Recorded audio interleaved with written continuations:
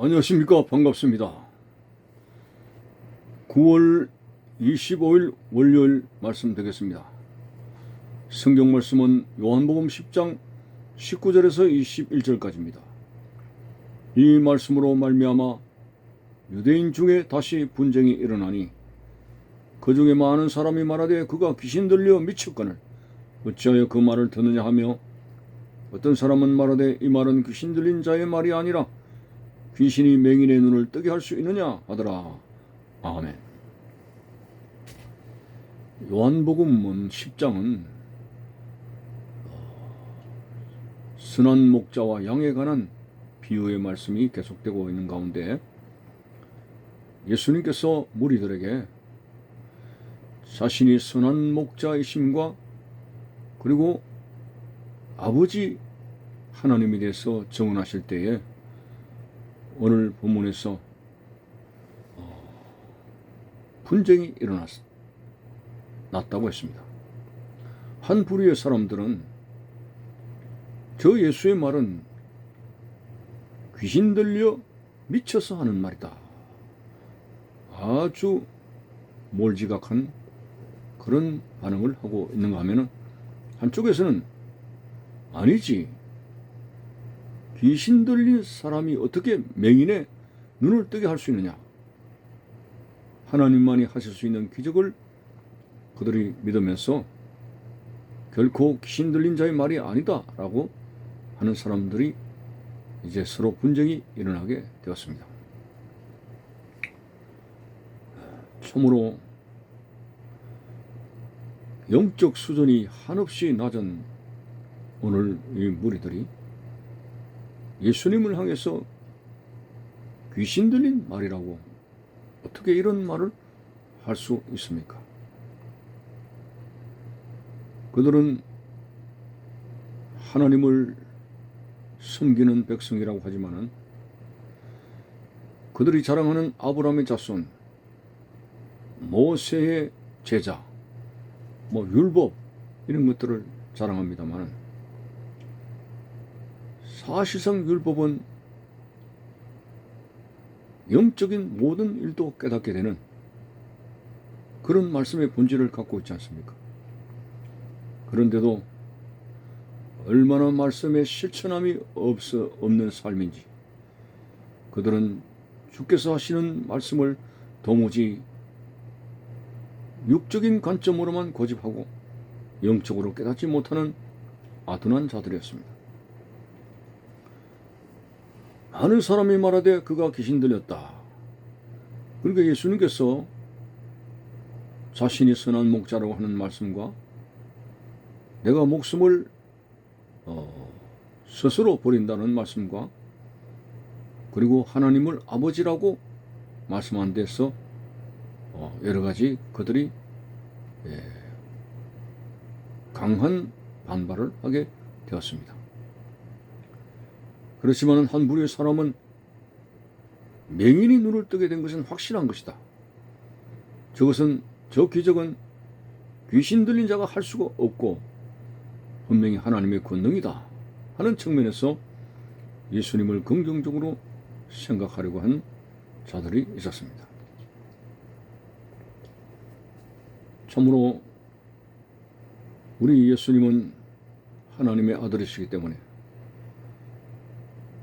그 하나님의 아들 입에서 나오는 진리의 말씀을 그들이 달게 받고 회개가 터지고 엎드리며 순종해야 되는 자세를 가져야 됨에도 불구하고 소경의 눈을 뜨는 기적의 행하심을 보고도 어떻게 예수님을 이렇게 귀신 들렸다고 매도할 수 있는가? 역시 예수님의 제자 베드로는 달랐네요. 그물을 깊은 데로 가서 다시 내려보라고 한 주님의 말씀에 순종하여 많은 고기를 낚았을 때 그는 예수님 앞에서 한없이 무능한 자기를 고백하며 나는 죄인입니다 라는 고백을 하게 되었습니다.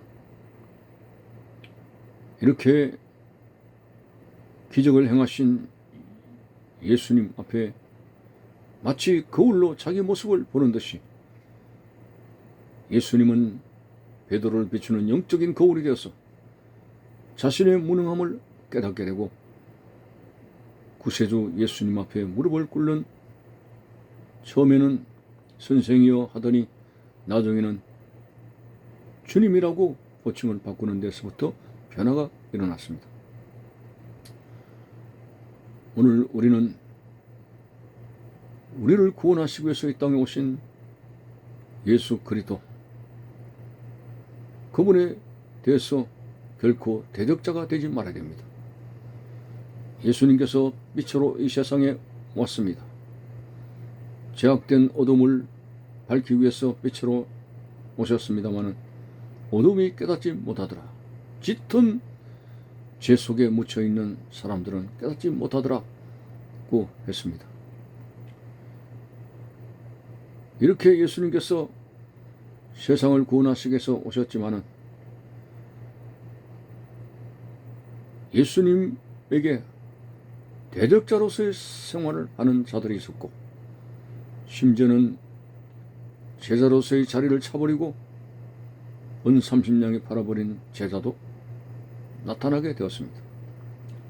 그렇지만은 진정 그들의 영안이 열리고 예수님을 알아보고 그분의 말씀에 순종하고 목숨까지도 주를 위해서 바친 자들도 있었습니다. 12제자의 수에 속하지는 않지만은 사도 바울은 참으로 복음을 전하기 위한 험산 줄력의 길을 걸었습니다만 항상 기뻐하고 범사에 감사한 그의 삶이 조금도 흐트러지지 않았고, 마지막에서는 나는 믿음을 지켰다는 고백을 하면서 장렬한 순교를 하게 되었습니다.